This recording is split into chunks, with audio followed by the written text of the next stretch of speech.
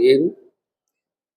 Assalamualaikum warahmatullahi wabarakatuh. Kepada seluruh jamaah Masjid Baitur Rahman, moga-moga Allah memberikan kita sehat selalu, jauh penyakit, jauh bala, jauh fitnah, jauh dari segala cobaan yang berat dalam kehidupan kita sehari-hari. Dengan taklim dan silaturahmi kita, kiranya Allah jadikan benteng dari segala penyakit yang kita tidak suka bila didatangkan. Ya Allah, kabulkanlah mereka. Ya hadhihi niyah Al-Fatihah. Ya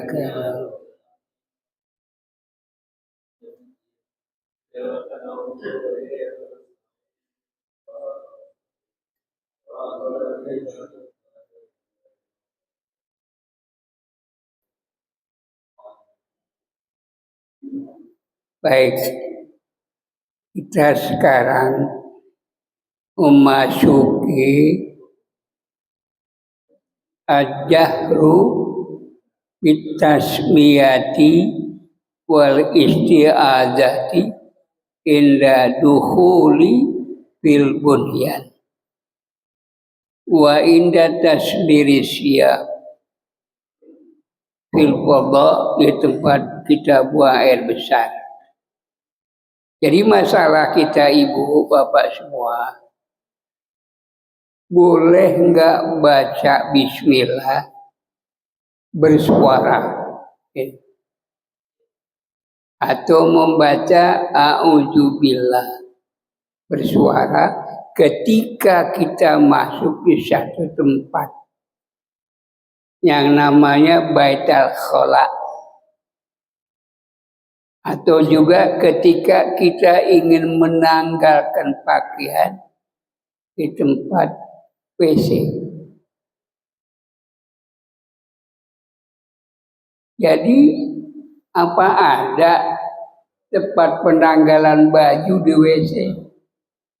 Ada. Kalau yang rumahnya harganya 1,5 miliar itu ada. Tapi kalau rumah kita yang harganya 60.000, sempit. Itu yang saya udah lihat kalau masuk ke rumah pejabat. Karena saya dari dulu sering masuk ke rumah pejabat dari kementerian, dari pula namanya bagian sosial dan lain-lain. Itu kalau masuk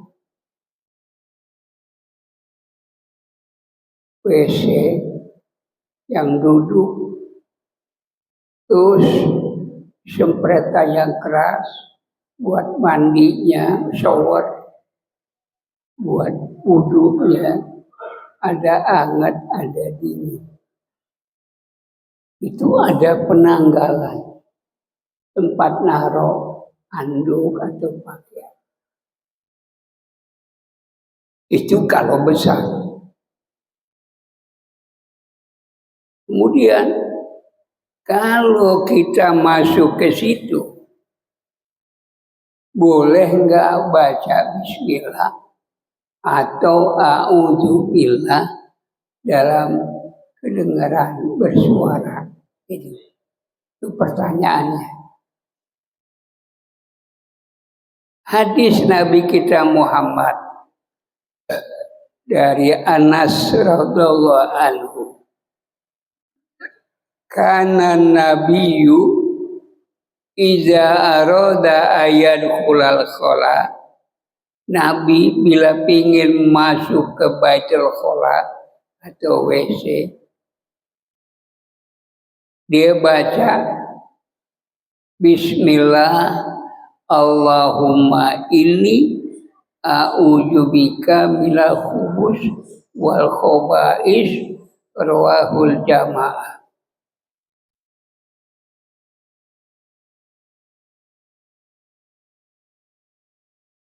Jadi yang dimaksud khobis khobais itu setan laki-laki dan perempuan.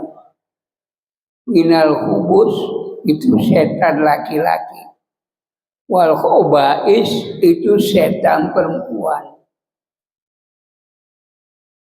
Ya. Jadi kita diperintahkan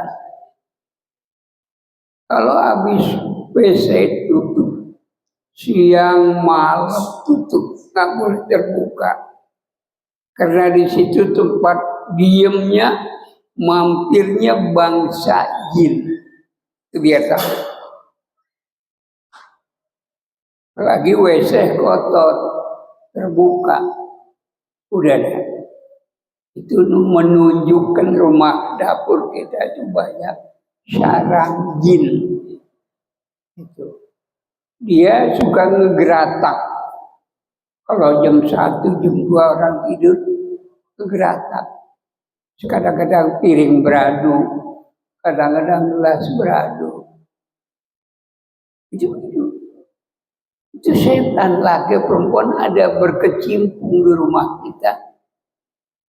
Makanya WC kita itu tutup kunci slot ya atau enggak digelapin biar dia enggak ada di situ. Itu kalau dia diamnya di rumah tangga kita di tempat kotor, WC, dapur yang banyak kotoran, jangan sampai. Kalau saya pribadi suka ngomelin juga, ditolong bersih. Kadang-kadang orang repot, saya sendiri aja yang gosok ubinnya lantai. Kenapa? Nggak boleh, kita nggak suka lihat kumuh karena itu tempat diamnya setan. Itu kata Rasulullah SAW. Lalu ini kita baca bersuara apa tidak? Ketika mau masuk apa udah masuk? Nah, itu masalah. Kalau kita baca bismillah udah masuk mau nongkrong itu nggak boleh. Karena kita sudah berada di dalam WC. Itu nggak pantas menyebut nama Allah ada di dalam WC. Jadi kita jaga harga diri Tuhan kita. Jangan sampai namanya itu disebut di tempat WC. Nama orang tua, nama bapak, nggak boleh. Nama kita sendiri pun dilarang menyebut nama itu di dalam WC.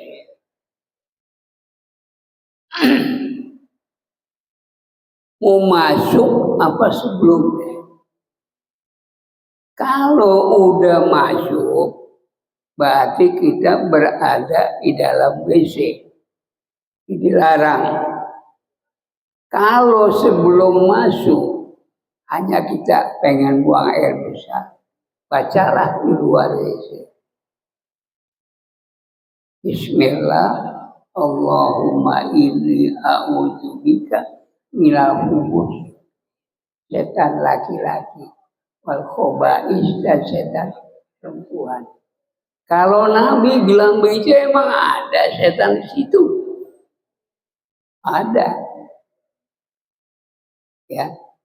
Kedua, jangan ada sampah di saat kita mau tidur malam. Jangan ada sampah yang ada dalam rumah tangga kita. Bersihin piring, bersihin, cuci. Tuh disuruh begitu. Ya. Kemudian jangan ada lagi piring masih kotor berantakan. Kita mau tidur. Ini perempuan nggak pantas punya rumah seperti begitu. Ya. Jangan dibiasain deh mau tidur ada kotoran di rumah tangga kita. WC terbuka. Jangan dibiasain. Ya namanya rumah tangga. Ada istri, ada anak, ada saudara. Kan kadang-kadang nggak ada yang ngerti. Kita lah yang ngunci, kita yang mati. Kadang-kadang mau tidur masih ada yang kotor. Piring, gelas. Itu orang yang punya rumah tangga harus begitu. Itu tempat setan. Kedua, dapur yang kosong, yang kotor, itu dapur. Ketiga, kamar tidur kita semak, kotor, banyak pakaian-pakaian numbrok di situ. Baunya nggak sedap. Hindari. Buat apa jiran keluar bisa berwangi, berbersih, jiran rumah nggak bisa. Tapi kalau bisa, laki bila ada waktu, ya laki yang bersih. Kalau bilik ribet. Ibu lihat rumah saya, nggak ada kotoran. Dari depan sampai ruang tamu. Itu bersih. Nggak ada kotoran. Kalau saya lihat ada kotoran, saya suruh bersih. Ada gelas piring bersih. Itu tandanya Allah akan menghindari dari gangguan setan dan Allah tandanya memberi kelapangan rezeki.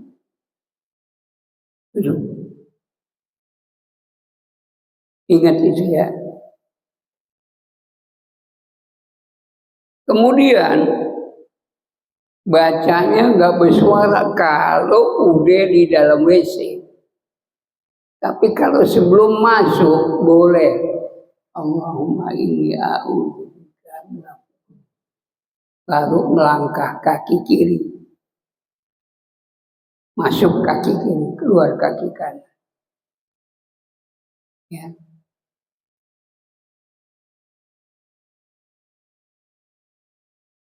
Kemudian ayakufa anil kalami mutlakon. Di dalam WC kita gak boleh banyak bicara.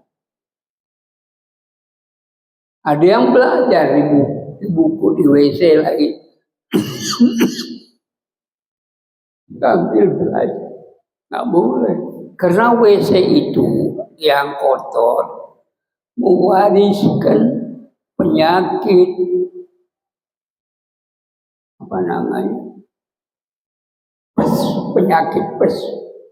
penyakit tipes. Jadi tempat kotor itu mewariskan penyakit tipes, sarang tikus, sarang kecoa, ya, apalagi ada kelambang. Jangan sampai dapur kita ada gituan. Bersihin. Ini kan yang bikin kotor males itu. Malesnya seorang ibu, malesnya seorang bapak. Yang bikin kotor. Jadi kalau main ke rumah saya itu nggak ada yang berantakan. Bersih. Nah ini coba ambil pelajaran. Sawa'un kana zakaron au unsa. Sama ada yang masuk ke WC itu laki atau perempuan. Ya. Kalau bisa nih ya, WC sama kamar mandi terpisah. Itu kalau bisa itu tempat mandi khusus mandi, itu tempat WC. Nah, giliran tempat WC itu pakai parfum. Pakai parfum yang membuat kecoa nggak suka. Makhluk-makhluk kecil nggak suka. Itu perlu perhatian memang. Ya, WC, dapur, kamar tidur itu harus bersih. Itu. Kemudian lagi, fala yuraddu salaman wala yujibu muadzinan illa lima la budda minhu. Maka tidak tertolak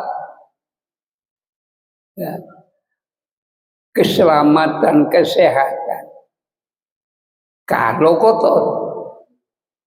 Itu yang namanya sadar udah jauh ya dapat.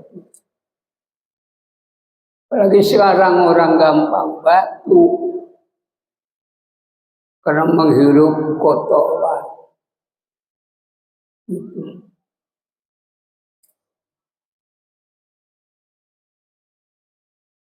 Dan tidak wajib mengizinkan orang masuk ke situ kecuali memang perlu hajat.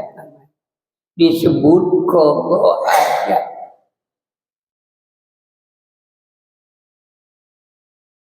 Dan tempat WC itu harus bersih. Baik lantai WC itu harus bersih. Jangan kelihatan licin, banyak lumut. Wah, ini alamat kita senang penyakit. Ya, naudzubillah.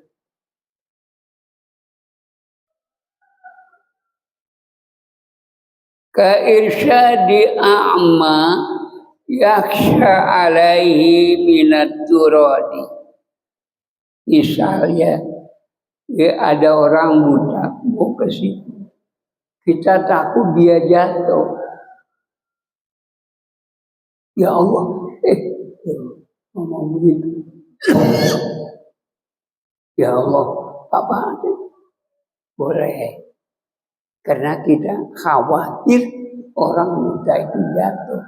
Ini pada zaman-zaman dulu begitu. Tombang. Dan sekarang nggak ada. Ibu bapak, kejadian yang saya suka sedih. Ada orang menjual rumah mahalaman tahun 85 juta, halamannya 300. Ada rumahnya. Tapi di belakang rumah itu ada bekas sumur lama, gede. Bekas WC jamban. Orang dulu kan bikin jamban lubang dalam, udah kasih balok. Jadi itu sering penuh kalau musim hujan. Satu saat udah duduk dijual. Kurang lebih dia bangun baru 4 tahun tiba-tiba anjlok pagarnya. Kenapa? Long tapi dalam mikrofon. Akhirnya rumahnya mirip. Ada 3 rumah yang mirip. Saya datang ngelihat, ya Allah, kesian amat. Rumahnya dia bikin bagus tapi anjlok karena bekas lubang sumur. WC, kalau zaman dulu kan WC digali dalam kayak lubang sumur, taruhin balok udah jadi. Kalau sekarang kan kita punya cara supaya dia lama penuh, supaya dia nggak cepat penuh itu ada caranya. Utama rumah-rumah ini kan sempit, nggak ada lagi lahan. Kalau kita nggak ahli, ya, saya punya WC itu dari tahun 90 saya bangun sampai sekarang belum penuh. Karena saya pakai cara yang lama. Kemudian lagi fa'in atosa asna azalika, kalau orang itu bangkis lagi di dalam WC, kan bisa begitu. Kebiasaan, alhamdulillah. Itu bagaimana? Fa'in atosa asna azalika hamidallah binafsi. Dia boleh muji Allah, tapi di hati. Bisa, alhamdulillah, jangan begitu. Dia hati aja, alhamdulillah.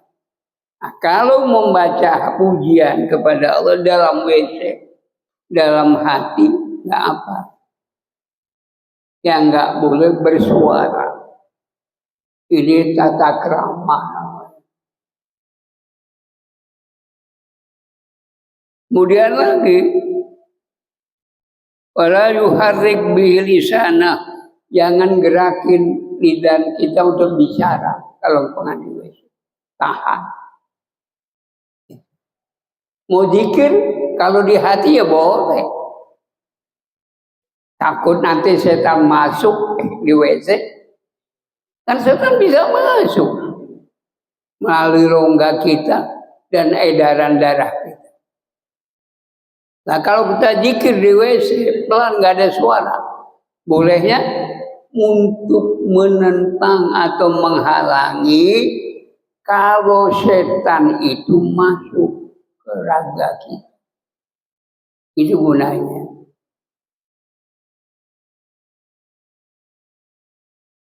Kemudian lagi hadis Ibnu Umar, anna rajulan marra 'ala nabi.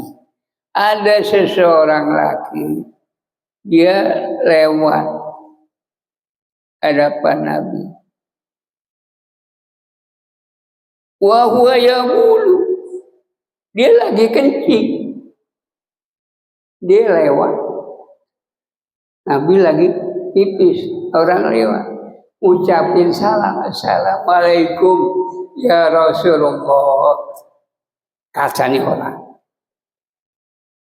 Lalu fasallama alaihi, orang itu memberi salam. Karena dia Rasul, dia memberi salam. Falam yurad dua alaihi, Nabi enggak jawab salam, diam aja. Kalau dia lagi kencing. Nah, begini Pak, ibu bapak kencing ada dua versi. Ada kencing nongkrong, ada kencing berdiri. Saya tanya, bagusan yang mana? Hah? Baik, saya terangkan secara ilmiahnya begini. Kalau kita nongkrong, ibu bapak boleh lihat dari cahaya matahari, kita pipis nongkrong, itu muncrat sampai ke betis, kadang-kadang ke celana dalam. Bisa cebok itu udah akan masuk. Dia nggak tahu kucirikan najis masuk. Itu kurang waspada, kurang hati-hati, kurang menalar. Daya nalarnya kurang. Kalau dia nongkrong. Lalu kalau andai kata nongkrong, ya, boleh kalau bisa bagian dalam copot. Itu lebih bagus copot. Kenapa? Dia nggak bakal kena puncratannya. Bisa kencing, copotin. Paling paha, betis, kaki, tumit. Nah, setelah kita istinja, baru basuh semuanya. Lingkup paha, dia bersih. Nggak cukup 3 kali kalau perempuan. Perempuan itu minimal 5 kali. Karena dia paling heboh, paling kecil. Ribet lah gitu. Nggak ada yang diarahkan kemana nih. Tapi kalau laki kan bisa diarahin. Kalau perempuan nggak bisa. Nah itulah yang dikhawatirkan, muncratannya itu kena paha betis atau pakai celana dalam kena. Udah istrinya dia pakai aja. Dia sangka annahum yuhsinuna sunnah. Dia sudah menganggap ini baik, benar. Padahal cara hukum mutlak belum. Itu kalau kencing nongkrong mesti copot tuh. Ini saya begini buat menyelamatkan kaum Hawa. Karena kaum Hawa kalau begitu cara dia bisa dikubur udah disiksa. Karena cara menghilangkan najisnya nggak bagus. Itu saya menyelamatkan. Saya sayang pada kaum Hawa. Makanya saya kalau cerita begini harus open, terbuka. Supaya orang yang kurang biar ngerti. Masuk akal. Kalau kencing berdiri, laki boleh. Kenapa? Tapi tutupi diri Anda. Jangan sampai kelihatan oleh pihak lain. Kencing berdiri. Jadi andai kata muncratan air seni tadi kena betis, itu kita udah istijah gampang dibersihin. Gampang. Ya.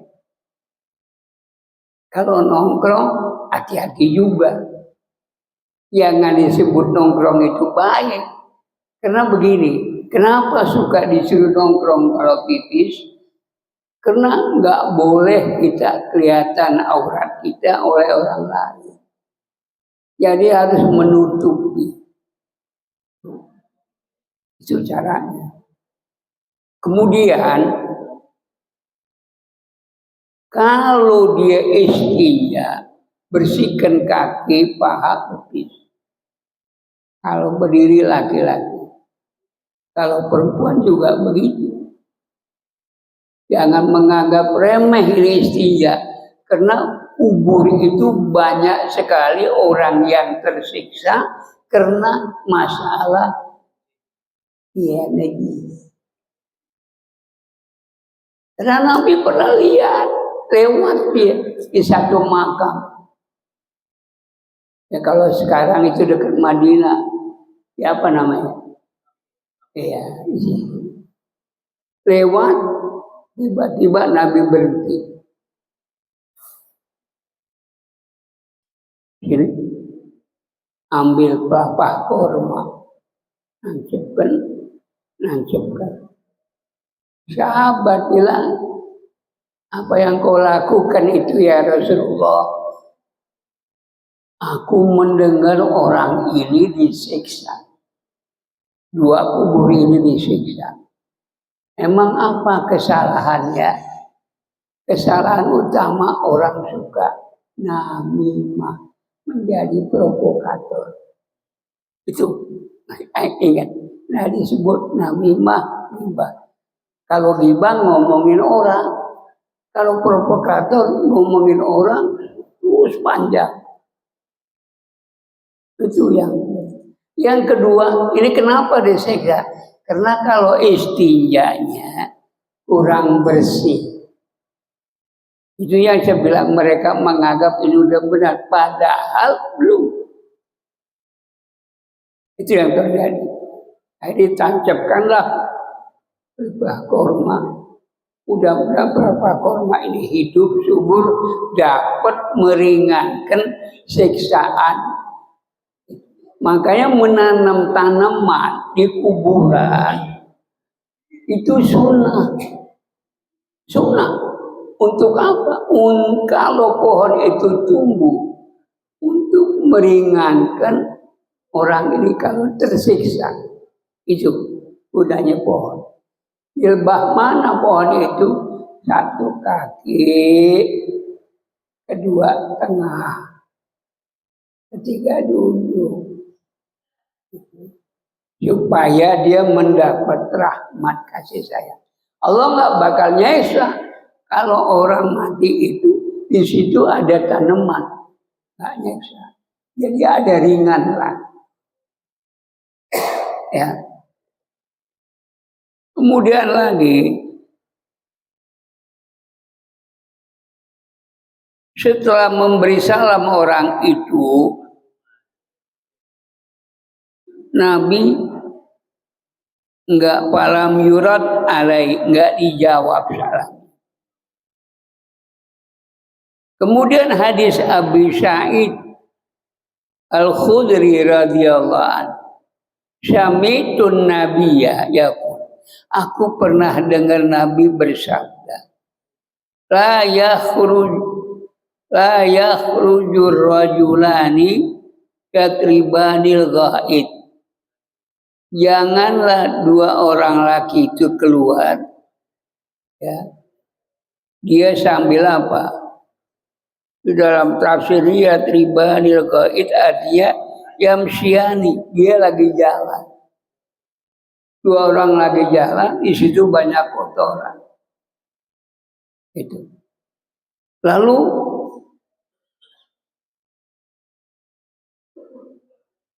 berikutnya, kasyifina an auratihim, dia buka aurat, kakinya dia angkat supaya dia nggak kena najis. Dua-dua kakinya dia angkat sampai sedengkul. Ya tahaddasani, sambil bicara ngobrol dia. Fa innallaha yamqattu ala dzalika, karena Allah itu melaknat orang seperti ini. Ngomong tempat najis-najis, cerita. Orang kalau ngobrol tempat najis, itu Allah melaknat. Sama juga kalau di Kuitang, di pinggir got orang baca Quran mau minta uang, cuman dia baca Quran di pinggir got. Dia terkutuk, walaupun dia baca Quran, itu dia terkutuk karena baca Quran bukan tempatnya. Di pinggir got di Kuitang, dia terkutuk orang ini. Udah hidupnya susah, dia dilaknat Allah karena baca Quran di pinggir got. Itu dulu di Kuitang begitu. Baca ayat Quran, ada yang baca selawat. Dia suka bilang, Pak, nih, kalau bisa pilih ya, jangan di pinggir got. Kasih tahu. Udah bilangin masih di situ ya terserah dia. Karena kita udah amar ma'ruf nahi.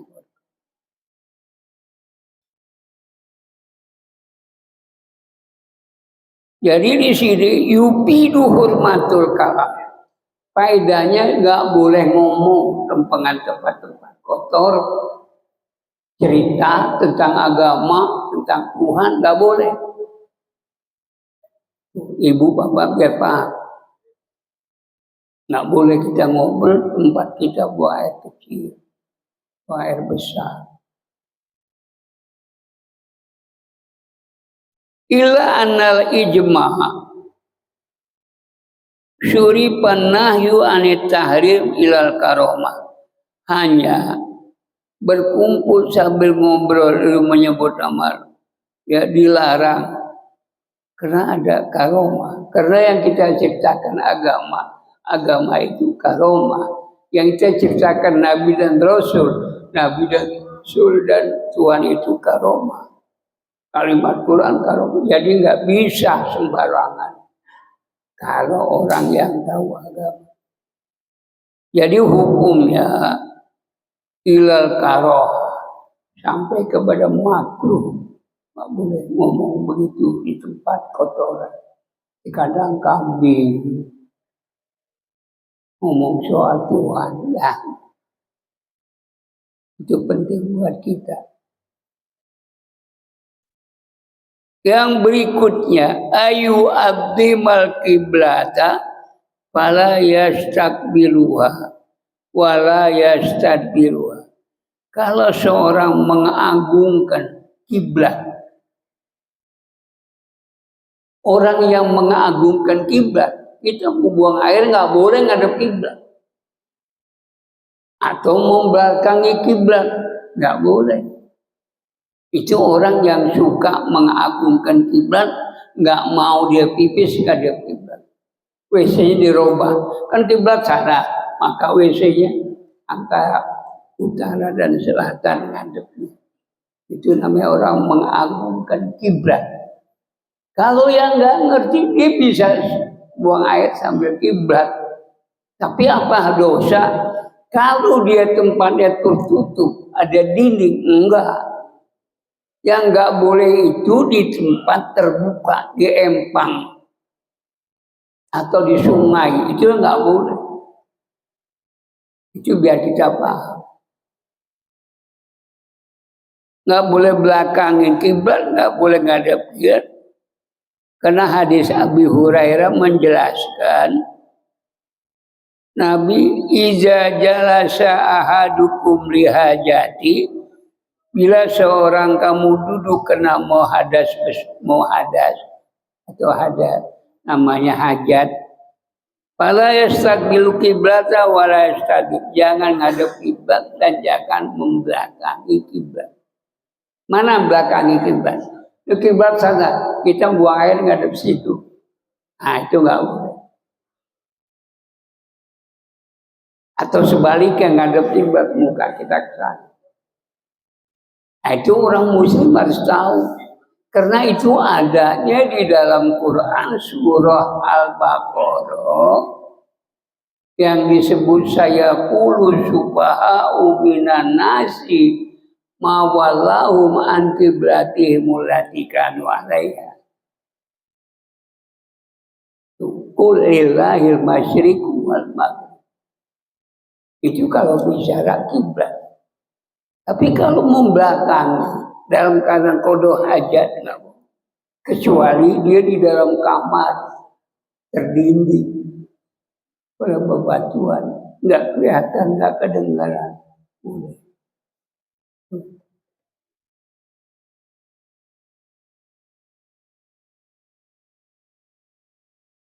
Rahu Ahmad wa Muslim. Wa hadzan nahyu mahmulun ala karoha. Ini larangan sebagai hal yang dimakruhkan. Jadi hukumnya makruh. Itu.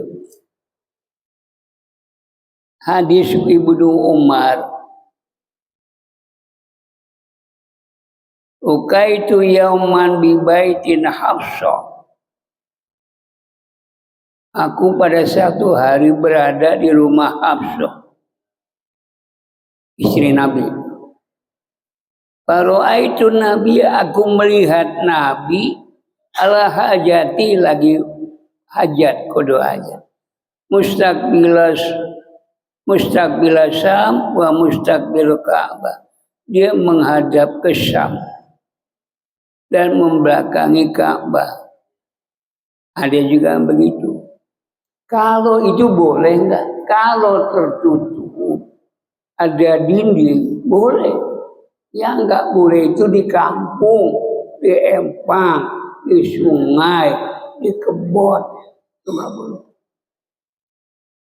Ya, kalau kita punya kampung, kalau pulang kampung, tradisi buang air itu di empang atau di sungai.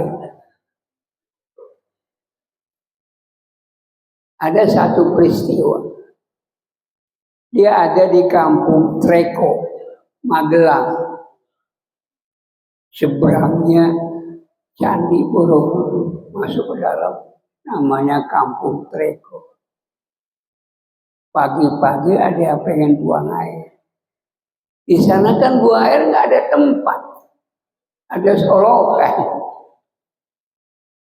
Nongkrong itu orang disolokan.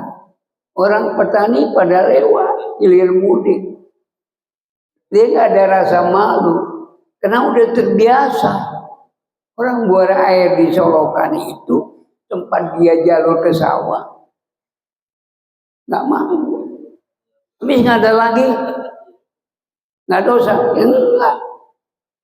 Emang udah kebiasaan. Kalau bisa dikasih dinding. Itu dulu waktu sebelum terjadinya Gunung Meletus, gunung api. Ya. Terus ada lagi terjadi di Banjarsari, dekat Banjar Petromat, di daerah lewat Tasik, Banjar. Itu kalau buang air di mana itu? Di kebun. Sendiri pribadi. Nah, saya bilang sama panitia, mana panitia, saya pengen buang air. Sebab berangkat dari pagi sampai di sana asar. Akhirnya dia bawa ke rumah panitia. Habis isya pengen buang air. Dia anterin. Bukan laki lagi yang anterin. Perempuan, anak umur 18.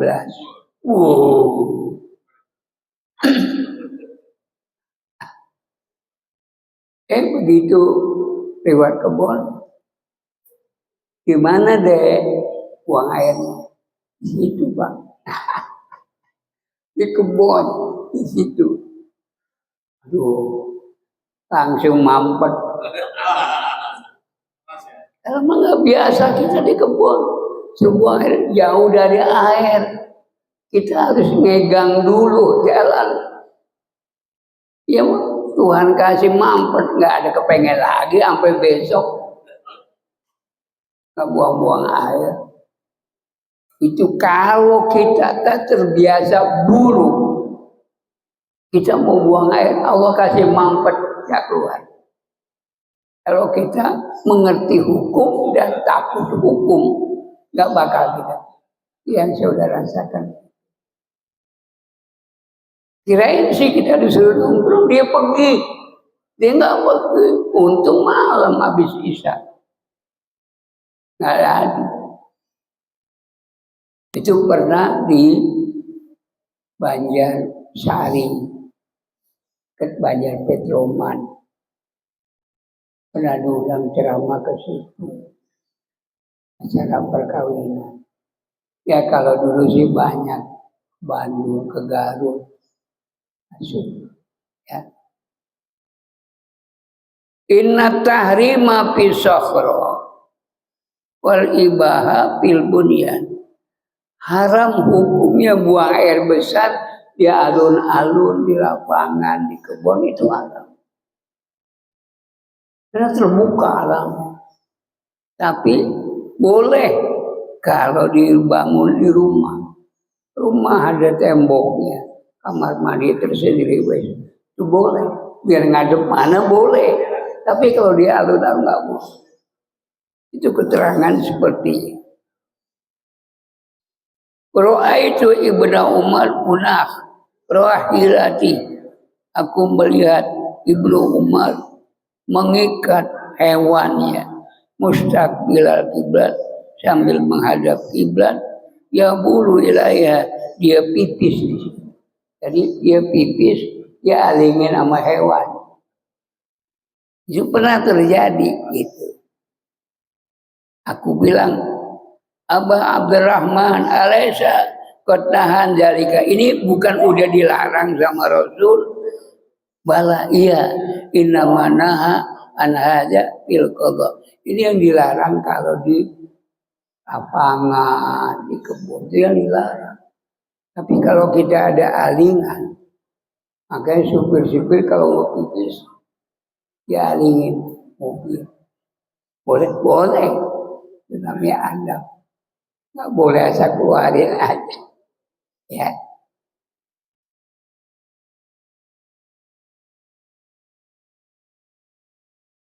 begitu keterangan-keterangan soal orang boleh nggak ngelebihin buang air.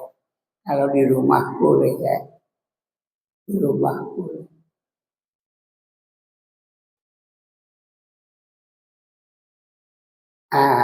Ada yang mau nanya?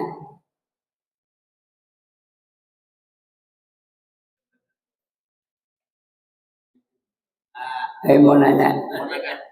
Ya, monggo.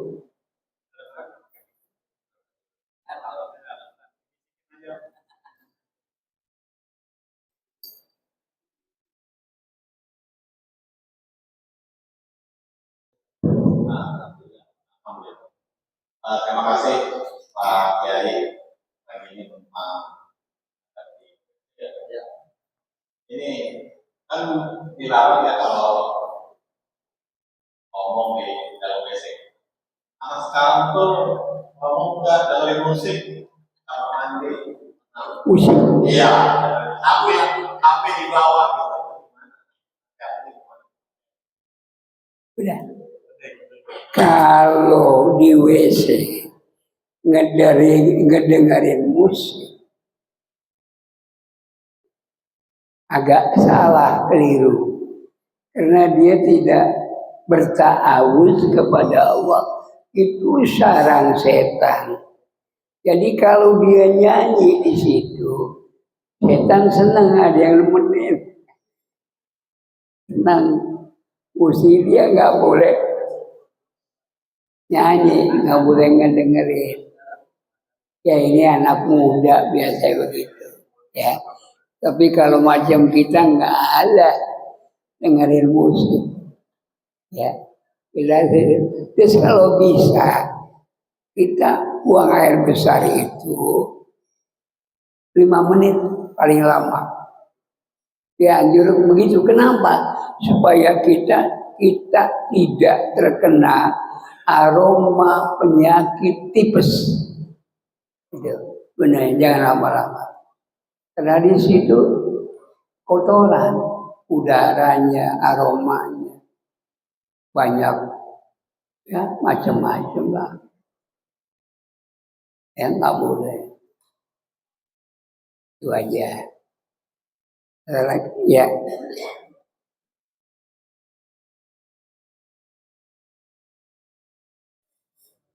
Assalamualaikum Kiai. Ya. Saya ingin tanya satu hal Kiai mengenai pencahayaan di WC.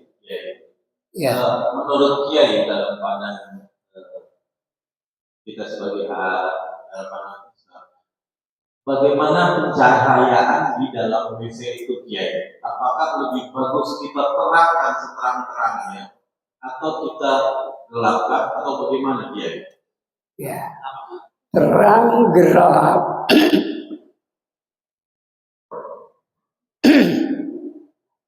terang dan gelap itu mempengaruhi aroma. Contoh, kalau terang aromanya agak luas, enak, dan pernapasan kita agak lega. Tapi kalau gelap, sumpah, itu akan mempengaruhi pikiran dan aroma. Pikiran dan aroma. Makanya gelap itu nggak boleh. Ya, harus terang supaya setan itu nggak betah di tempat yang terang. Setan itu betahnya di tempat gelap. Tapi kalau kita kan terbalik, kamar mandi dimatiin, dapur dimatiin, semua gelap, nggak nyala, dengan alasan menghemat, gitu kan? Padahal itu lebih senang setan kalau tempat gelap. Ibu bapaknya belum pernah dikasih lihat tentang bentuknya dia, cuma kalau dikasih lihat. Setan itu kalau terang dia nggak mau menampakkan diri, nggak mau, karena dia udah tahu dia itu jelek. Jadi kalau kelihatan dia punya dirinya, kita lihat, satu bisa menimbulkan kagetnya kita. Ya, kedua kita udah tahu bisa bercerita, semalam melihat setan begini dia nggak dengar. Jadi kita rumah terang itu dia nggak mau menampakkan diri. Yang saya matiin itu kamar WC. Saya tutup, saya mati. Selainnya nggak nyala. Di dapur nyala, ruang tamu nyala, ya nyala. Di depan juga nyala. Itu nggak pernah mati. Cuma di WC yang mati. Udah ya, ke rumah saya nggak ada yang gelap.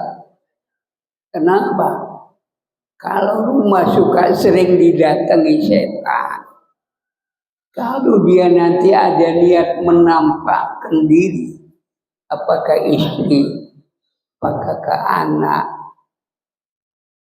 karena keponakan istri saya itu suka bilang, Mbak, ada apa tuh di kamar atas itu ada itu.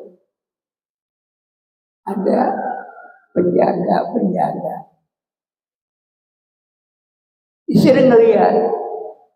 Bohong, kata ini saya. Bener melihat begini. Nah dia yang dikasih lihat. Itu adanya di kamar atas, bekas kamar saya dulu. Sekarang pindah ke bawah. Gitu. Tapi saya nggak pernah diganggu. Nggak pernah. Itu kamar tempat saya sholat di situ. Baca Quran di situ. Itu kalau kamar kita biasa seperti itu. Ada yang nunggu. Jadi kata Quran, lahu muaqibatun min baini yadayhi wa min khalfihi yahfazunahu min amrillah. Setiap rumah manusia itu ada yang jaga atas perintah Allah. Jadi kalau kita suka sering wirid, senang baca Quran, jaga. Jadi kita ada yang jaga. Kalau saya sih udah paham, nggak bingung, nggak resah. Tapi ini keponakan, wah, gitu. Kata bini saya nggak mana, dia dikasih lihat, bini saya nggak ngelihat. Itu yang sering terjadi, ya. Jadi jangan naruh Quran di depan WC, tempat-tempat kotor. Taruh Quran di tempat bersih. Itu tasbih taruh tempat bersih. Karena dia suka kita bakal itu bisa jadi ini loh, bisa jadi senjata loh. Ini tasbih. Kalau kita sering pakai ibu bapak, itu nanti dia akan berteman dengan kita. Barang itu berteman dengan kita. Di situ ada wiridan kita berteman. Lihat, ya Haji Abu Hanifah Hasan kok. Dia kalau ngadepin orang pakai tasbih aja dikepret aja, jatuh. Abu Hanifah Hasan kok. Jadi wiridan itu tasbih boleh kita pakai setiap hari buat pegangan kita kalau mau pergi mau jalan. Kalau saya mau. Tapi yang saya sering bawa ada di sini. Tasbih mah gampang. Sampai sekarang. Nah, itu perlu ya. Bukan sekedar kita begini-begini. Itu ada nilai hidayah. Hidayah itu ada nilai penjagaan. Karena kita nggak tahu, nggak melihat. Padahal di situ ada. Benda apapun kalau kita pegang, terus kita jadikan sebagai wirid, dia menjadi pelindung, pengamen kita. Ya, misal, ini kan bakal ngiris apa nih? Bakal ngiris pensil. Siapa yang tahu? Ngiris pensil. Kalau Farid Maya buat apa coba? Buat ngeraut pensil. Ya kan? Tapi sisi lain, coba ganggu panjang. Kan gitu. Coba ganggu panjang. Terbelek daging. Iya, tergantung kita. Yang penting gunakan yang baik. Karena kan sekarang motor aja mau nyelip kebun, mobil. Kadang-kadang orang, woi, berak mobil. Juga begitu, kayak orang sinting. Emang dia begitu. Ya, udah. Atau lagi. Assalamualaikum warahmatullahi wabarakatuh.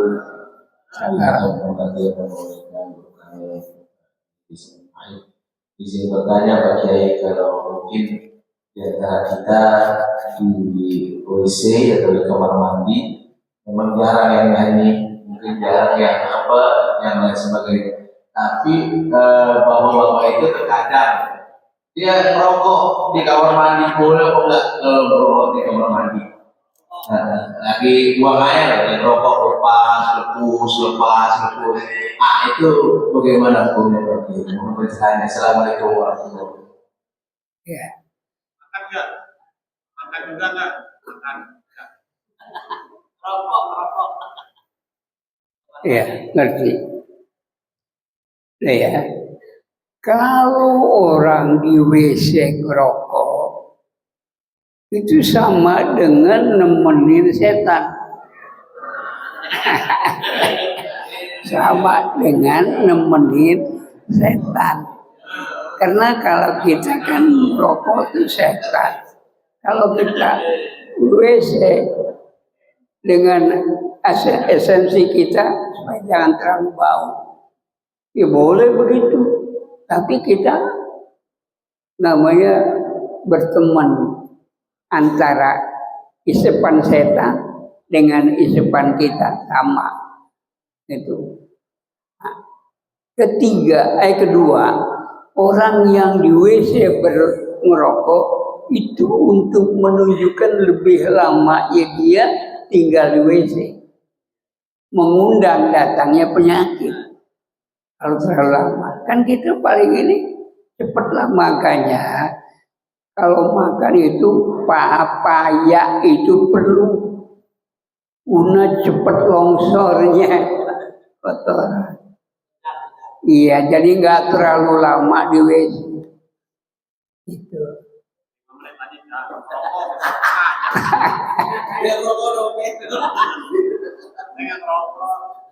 Ya memang ada orang yang nggak bisa hilang. Di luar nggak merokok, asal habis makan sama WC itu merokok. Tapi saya udah dipantau, nggak boleh. Yang boleh tahu ngisep apa aja. Sebenarnya nggak boleh. Itu karena saya ya mau dikata pendek sampai tahu panjang, mau dikata panjang sampai tahu pendek. Cuman saya berharap Allah wafatkan saya dalam dakwah, itu aja. Apa dalam waktu ngajar, apa waktu kita sholat Jumat. Pokoknya di waktu saya dakwah, tidak. Saya pengen begitu. Ya, nggak ada yang saya bingung. Nah itu jawabannya ya. Karena rokok itu kotoran setan dari setan Nabi Musa. Ada ibu yang mau pergi. Izin Pak Kiai menyampaikan informasi untuk jamaah. Assalamualaikum warahmatullahi wabarakatuh. Alhamdulillah pagi ini kita sudah mendapatkan pencerahan tentang bacaan apa yang ketika mau ke WC atau di dalam WC sendiri, kemudian menghadap kemana gitu kan. Jelas hari ini alhamdulillah mudah-mudahan kita bisa laksanakan.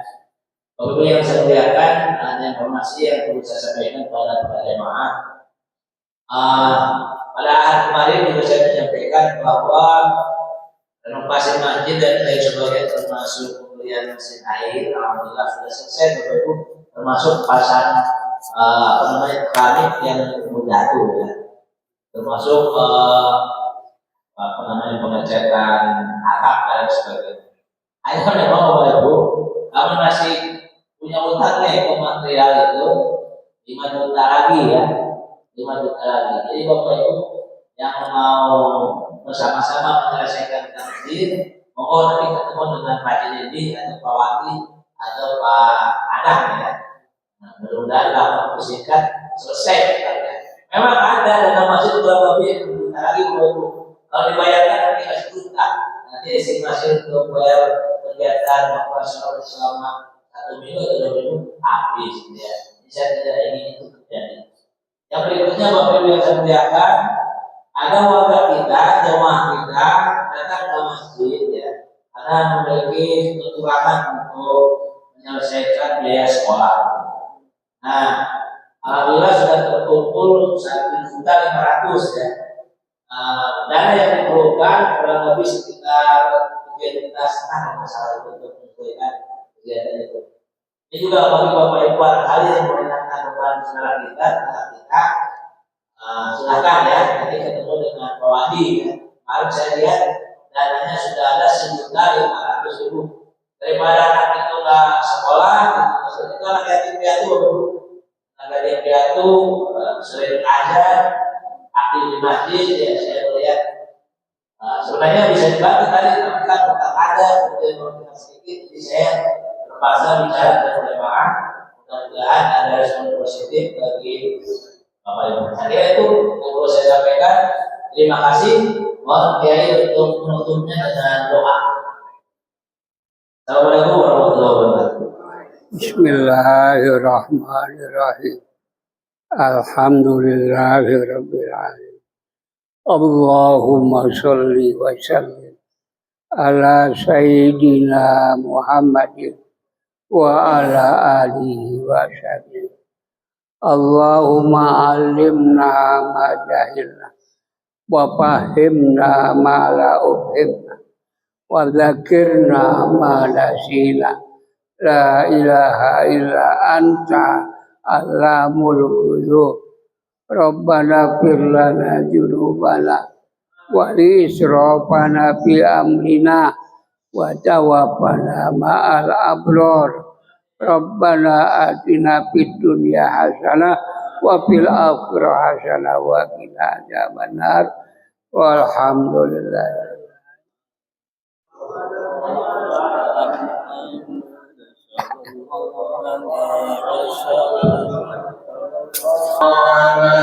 Muhammad sallallahu alaihi wasallam. Sallallahu ala Muhammad sallallahu alaihi wasallam. Sallallahu ala Muhammad sallallahu alaihi wasallam. Sallallahu ala Muhammad sallallahu alaihi wasallam. Sallallahu ala Muhammad sallallahu alaihi wasallam. Sallallahu ala Muhammad sallallahu alaihi wasallam.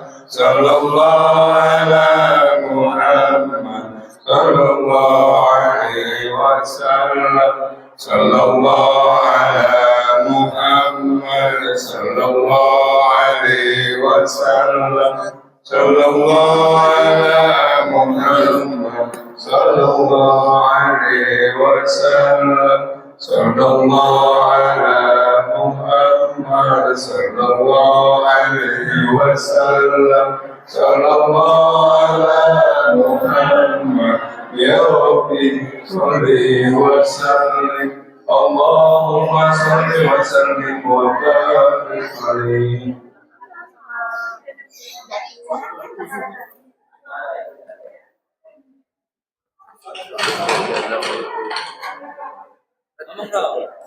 Udah, kopi Joni sama kopi Joni.